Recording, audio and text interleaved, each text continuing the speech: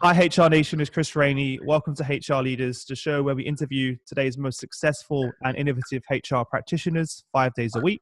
Today, we're joined by Sean Murphy, Director of Global Talent Acquisition at United Technologies. Sean, welcome to the show. How are you? I'm doing great, Chris. Thanks so much for having me. It's a pleasure. It's a pleasure. Before we jump in, Sean, tell our listeners a little bit about yourself personally and your journey to where we are today.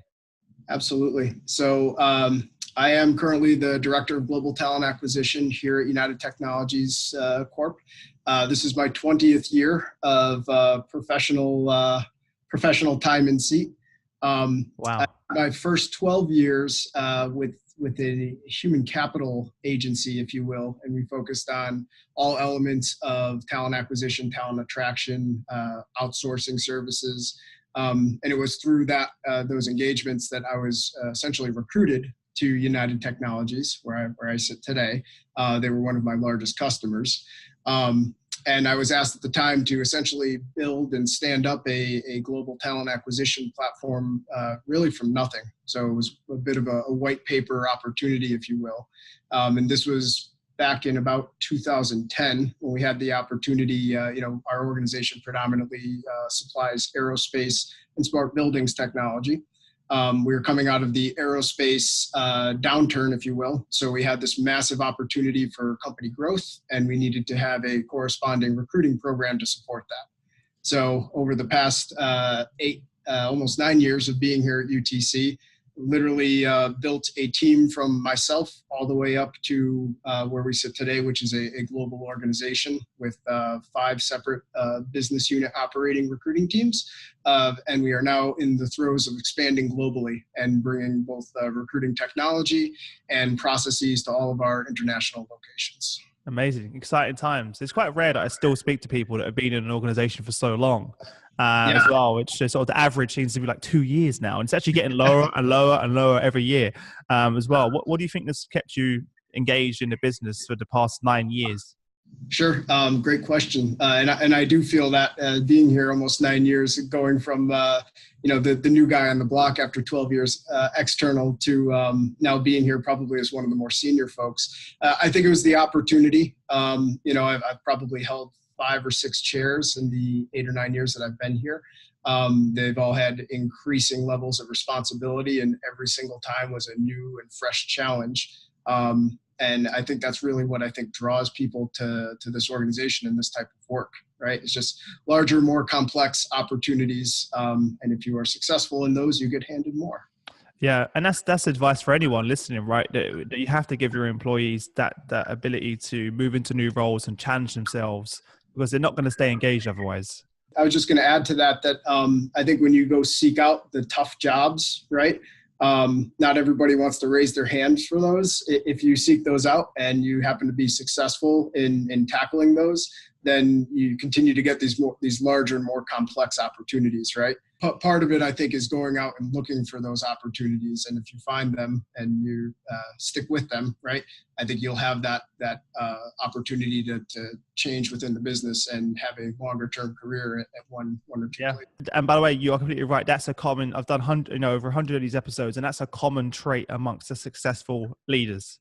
So tell me how the transition happened from, working for 12 years in a leaders group on the, selling to this, the people like yourself, to moving into the practitioner role. How did that happen? And how was that experience like for you? So it's going back a ways, but it was a pretty profound change for me. So I remember pretty well.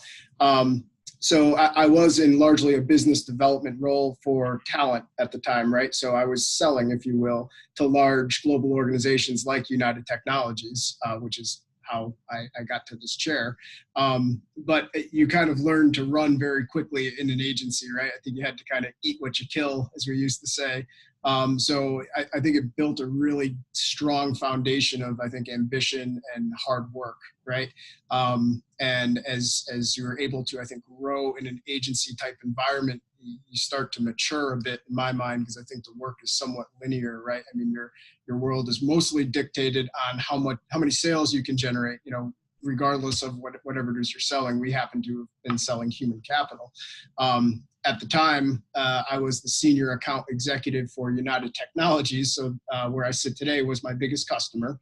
And they had seen, I think, the work we were doing and having a relative level of success externally.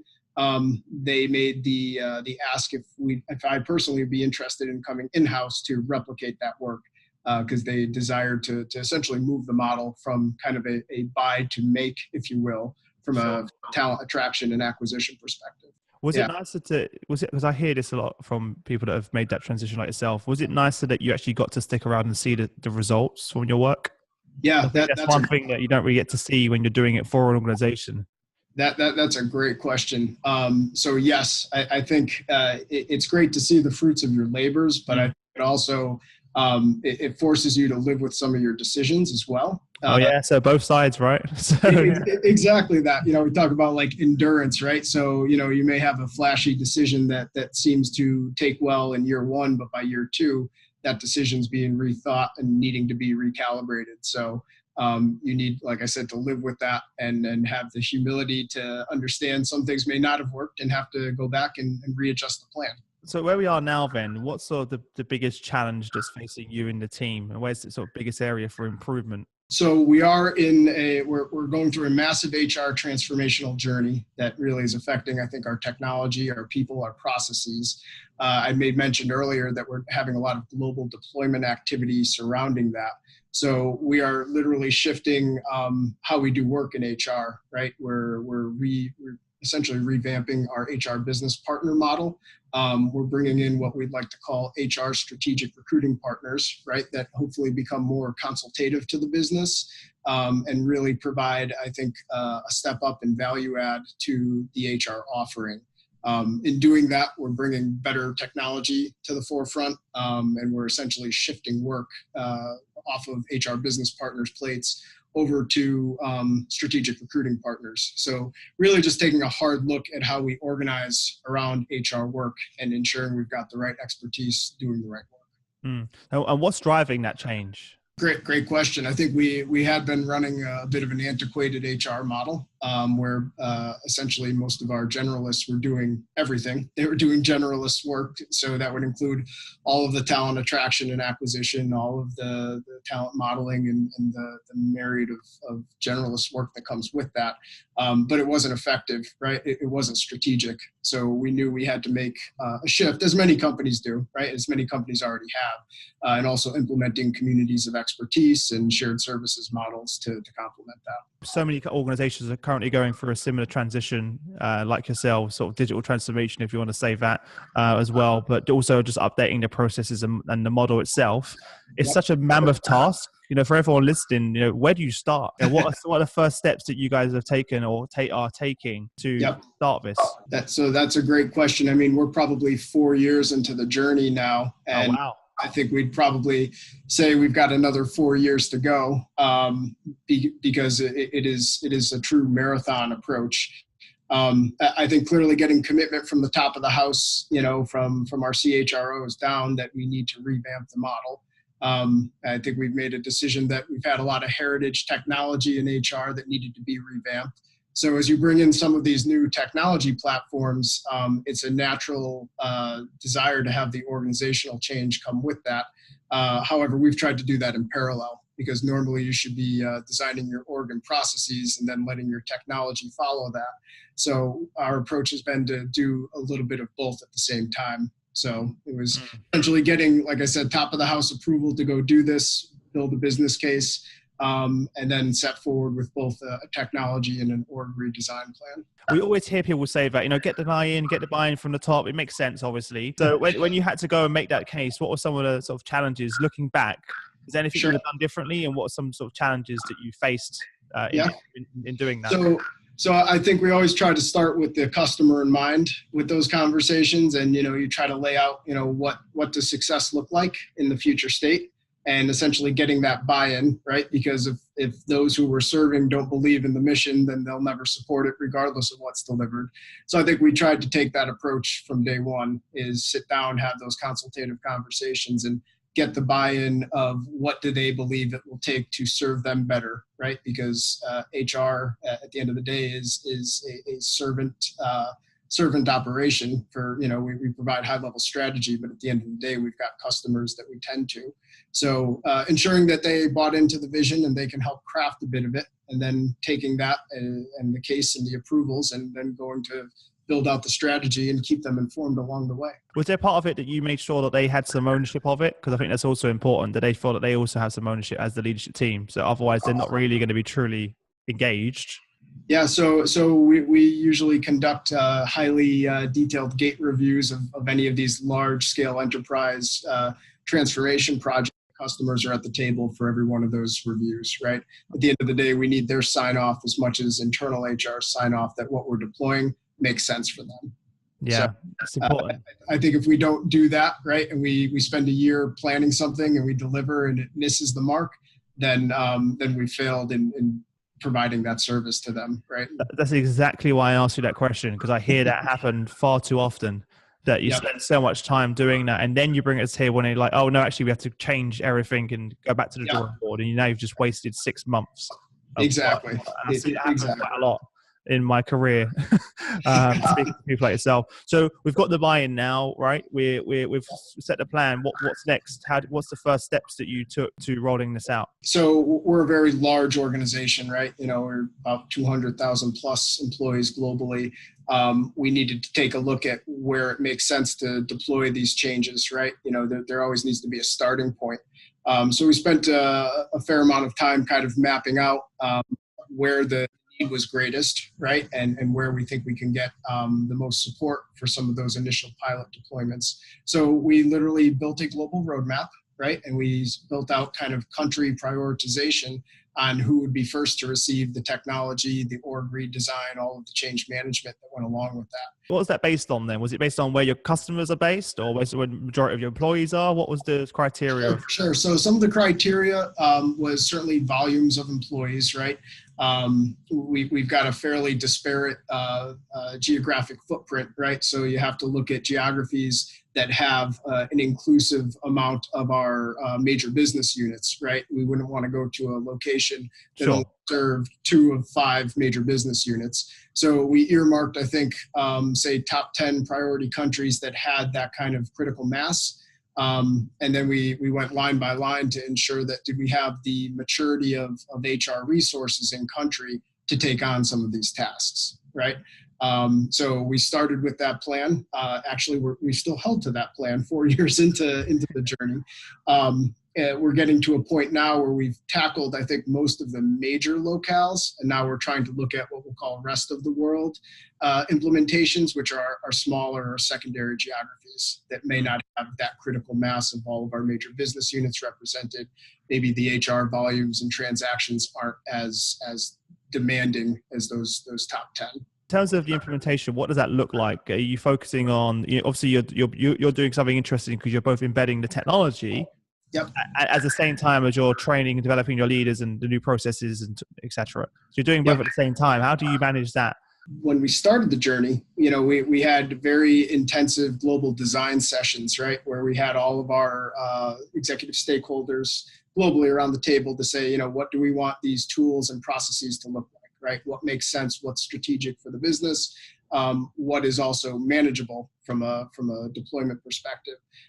We made those decisions almost 3 years ago now, and they still stick, right? I mean, we revisit some of those where it's time to either enhance or modify. But based on those decisions, we then take both the technology and the process in country.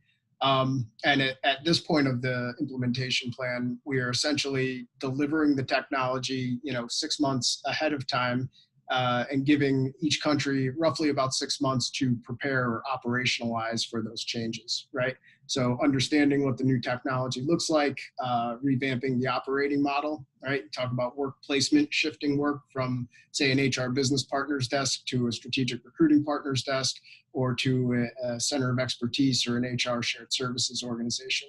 So all in all, it's usually about a 6-month plan per country. And we tried to do those implementations in groupings, right? So can we take on a large grouping of about 5 countries per 6-month How did you communicate that to them? Because obviously it's a big change in their role, the way they operate. How did you make sure that you kept your team engaged during that process and on that constant flow of communication to make sure they understand what it means for them and really outlining how we're going to get there? Because it's great saying this is where we want to be, but unless they understand how we're going to get there and they believe in it, they believe that this is the right thing to do and what it means for them, then it will fail. Yeah, that you bring up probably one of the most important points of the entire topic is how do you get buy-in? How do you manage the change, right?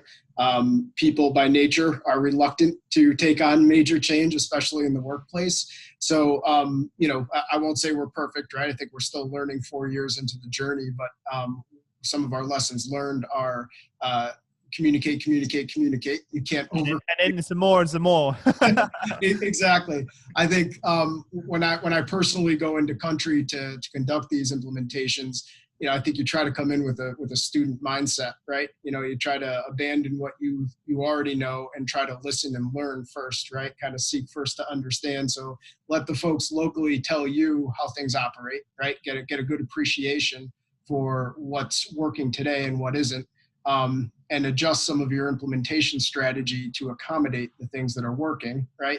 And get that buy-in as best you can early on, right? And I think some feel very included in that approach and jump right in. Some reject change on principle, and it takes years, right? Yeah. Sometimes years, but I think that's what I've personally learned. I think our implementation teams are carrying that too. That get in early, over communicate. Try to learn as much as you can before you start to force the change, because otherwise you won't get the adoption you're looking for. So would you say then that the most effective communication strategy is that face-to-face? It is. And I think early too. I should even take that back. I mean, there's clearly face-to-face. There's heavy communication throughout those deployments. But there's also follow-up, right? We try to do the post-mortem reviews to understand, how did things go and how are things going? I think back to what you mentioned earlier, Chris, about living with those decisions, right, and getting to see the fruit of your labors 2 years later. You need to stay in touch with those folks who you've now changed their operating model, right? Make sure that what has been deployed is truly taken, right, and be open to feedback if you need to make adjustments. Who are the stakeholders on site that was driving the change at each location? Did you have like a HR business partner on each site that you've trained and developed with this new strategy in place? Did you have to do a lot of development with those guys to help drive it? Yep. It was actually from the top down and from the bottom up, so coming into a new country deployment, we'd first work directly with the HR executive committee to make sure that they were fully bought in, as we talked about, and briefed on the project and the plan. And then we would literally go all the way down the line from, say, the local HR managers to all the practitioners and operators underneath them. So whether that may be conducting a week-long workshop, getting one-on-one time with folks whose jobs would factually be changing, and literally get into the details to make sure that we understood the impact that was coming their way and try to make sure we had a plan for them. So if we were going to be shaking things up a bit, we needed to be pretty prescriptive in what that change would look like and mean to them. Looking back, is there anything you'd have done differently? Well, clearly you learn a lot in 4 years, right? I think, we've certainly come a long way from a technology perspective. We understand the systems we're implementing that much better 4 years into it. So we probably would have changed some of the system behaviors as an example of what we were expecting those tools to do. But I think more importantly, from a people perspective, the more time you can get in country, as an example, with the folks whose jobs will be changing and really getting a better appreciation for their work world, the better these implementations go, right? So if I could do it all over again, and we're applying some of this because we're still at this, right, is extending our project timelines to getting in country a few months earlier than planned, right? Spending more time continuing to kind of absorb how things are currently done and really what the impact will look like once the implementation is complete. So important, right? Because there's no silver bullet. And as you said, whenever I hear people telling me they've got a project deadline, like this is the date, I'm like, just throw it out the window. It it is a marathon, not a sprint.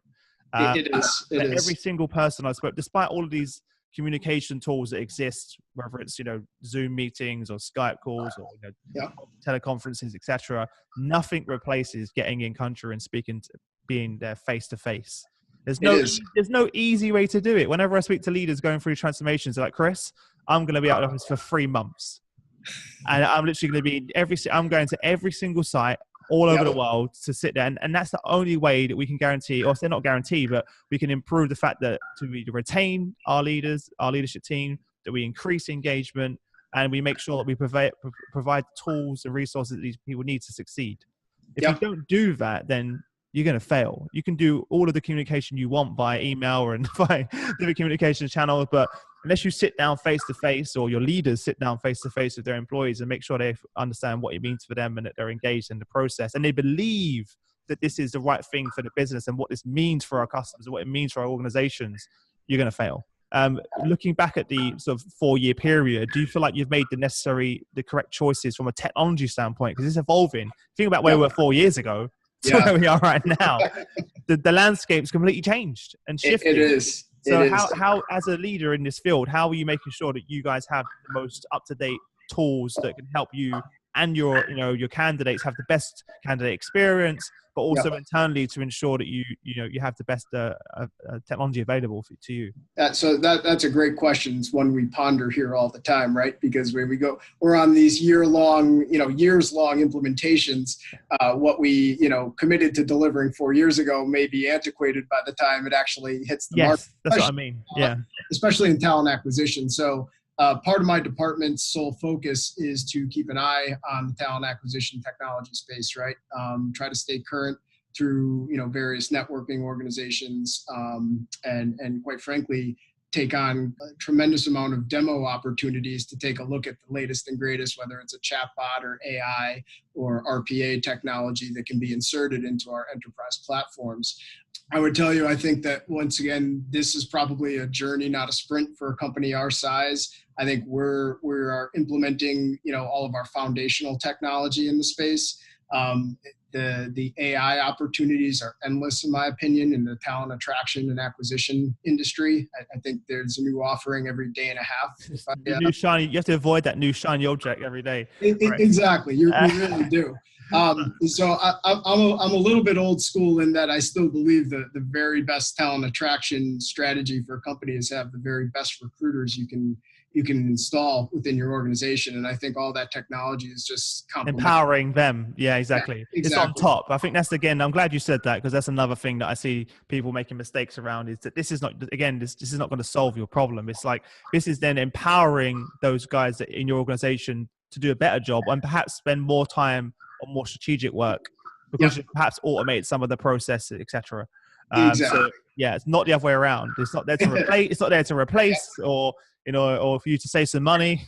That's exactly right. Of how you're going to do it. So I do see a bit of a dilemma happening there. Even as a small startup like myself, every day there's a new, a plug-in to our CRM, or there's a new a new API that's been released for, this G Suite tool that connects with that, and it's just like a million different things. I can't do everything.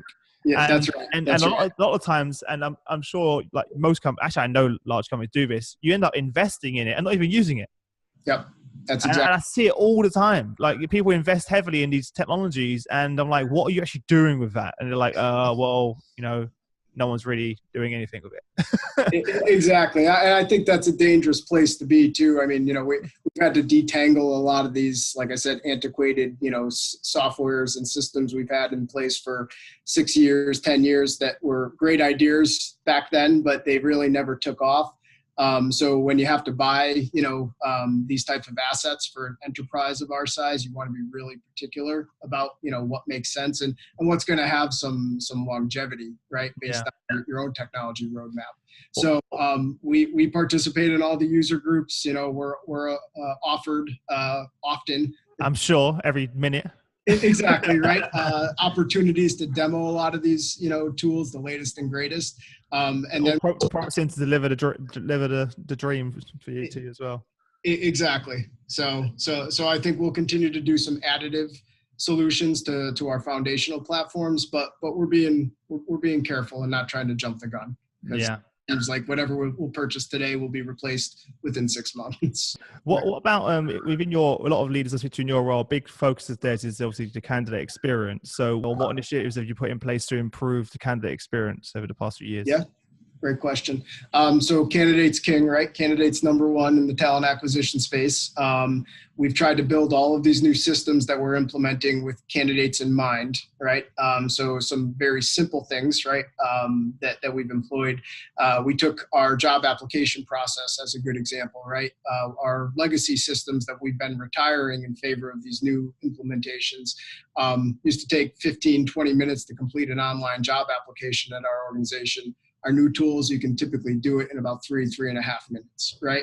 So you automatically try to get a candidate in and out quickly. They can do all of those applications, on their smartphone, sitting on the couch while they're watching Netflix or whatever it is that they're doing to occupy their time.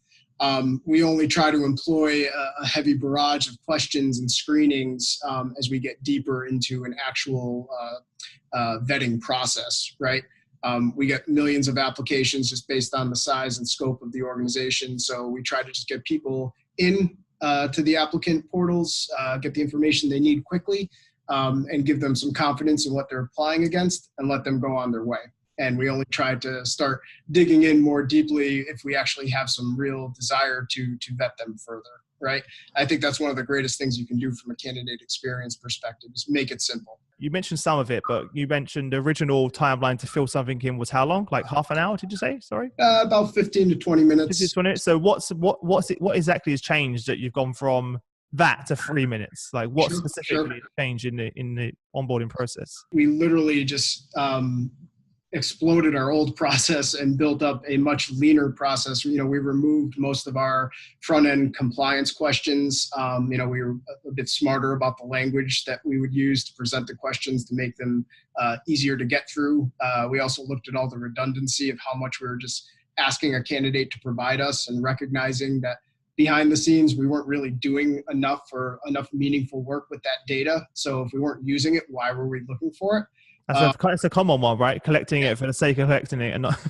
Exactly. Well, it felt right at some point in time, but when you take a step back and look at how you build a lean process, there wasn't much value add. So we literally just scraped down the application process, got rid of redundancy, and frankly, the new technology helps carry you through the process so much quicker. You can parse resumes, and literally, if you've applied beforehand, you can probably get in and out of a new application in probably 30 seconds. So, wow. To me, as simple as you can make things is the very best thing you can do for your candidates. So, before we wrap up, 4 years on, where are we now? What does the landscape look like? What's the feedback been from everyone, and what's the next steps? Probably another 4 years to go. Oh my God. But it's important for everyone listening who thinks that they're going to put these. How would you describe this project? What would you classify it as? Is it digital? I would call this HR transformation. HR transformation, right? So for everyone listening, this is the real world of what it means to lead HR transformation, because there's so many people I speak to. They're like, 1 year. Chris, we only need 1 to 2. And I'm like, no, it's not going to happen. And then similar sized companies as yours, don't get me wrong, for a smaller business, it's going to be a lot shorter, but you're at how many employees do you have? We're about 220,000 globally. So we're on a bigger scale here, guys. Yeah. So 4 years in, probably another 4 years to go. And I think the physical work of implementing tools and processes will probably wrap up within 2 of those 4 years. I still look at the entire plan as having a 2-year lead trail behind that, because it's really the adoption, right? Once the hard part. Right, exactly, right. And I think those are the deliverables that you live with, right? Like we talked about earlier, and being able to recalibrate decisions, right, and understand some things will change over time. So what we implemented 2 years ago doesn't make sense 2 years in the future, right? So have a model that's scalable and nimble enough to also change as the business needs change. Especially in this day and age where you have to be able to move and pivot You can't. Exactly. There's no way over an 8-year period things are not going to change. No, and they already have, right? They already have. So we've got a whole list of countries this year that will be wrapping up, hopefully by the end of 2019. That will close out, I think, all of our major geographies that will receive this HR transformational package, if you will. And then I think, again, it's watching, right? It's watching how those companies adopt and supporting them to continue to mature the model, right? Yeah. I think that's what's up ahead for us. This leads us quite nicely onto the quick fire round, where I'm going to Sure. ask you 5 questions, and Yep. you have no longer than 30 seconds to give us some amazing answers. Are you ready? Okay, let's do it. What was the number one thing that was holding you back from becoming a senior leader in your role? I think the number one thing that was holding me back was taking on the tough jobs that I mentioned. I finally stood up and said, I'm ready to do this.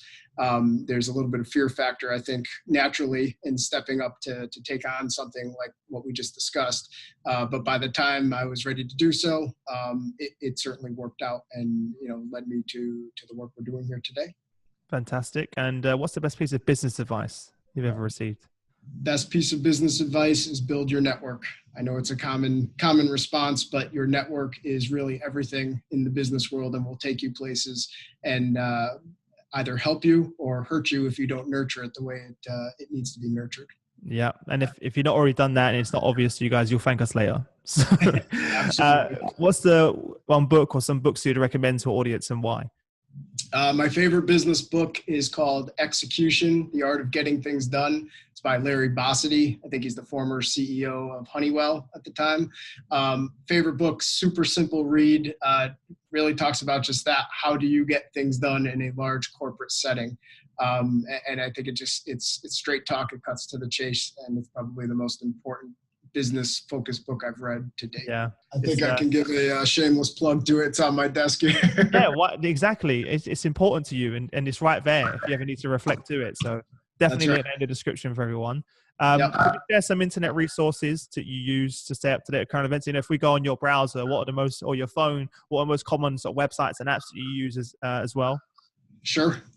There's a multitude, right? Personally, I'm a little bit of a tech wonk because of the work that I'm doing in the talent acquisition and attraction space. So there's a whole host of, say, user groups and industry kind of think tanks that I am involved with for HR technology. So some simple sites like ere.net. .net, okay. Yep. And then there's other social sharing groups like current.com that I participate in, where you essentially get to raise questions and share industry best practices. I highly recommend for those who are curious to get involved in some of those sites, right? It's a great best practice sharing platform. And then last question is, what's one thing about your business that you're most excited about? I think the most excitable thing about our business plan, we've made public that we're actually going to be divesting some of our major business units next year and letting those spin off as independent organizations. So I think that will unlock a lot of opportunity for our organization to become a bit more focused in our product portfolio. And I think from an HR transformation perspective, it helps us kind of sharpen things a bit relative to where we'll take the journey, right? The smaller and more consolidated an organization you have, the more prescriptive you can be about some of those transformation strategies. Yeah, because when you're doing it across so many different businesses and different units, it's just so, I can't even fathom it in my head of how you do that over so many different organizations and business units and keep it consistent and etc. Now you have one core business that you can focus all your time and energy on. So absolutely, that'd be fantastic. I think that's a great idea, a great sort of decision from the organization. Well, thank you again for joining us. I appreciate you taking the time out. Very last question before we wrap up. If there's sort of one piece of advice that you could give to other leaders that are in your position that are on their journey developing, what would that be? I would say probably back to the earlier advice, build the network and don't be afraid to reach out, right? There's a lot of folks who have done the journey prior to you and have learned along the way.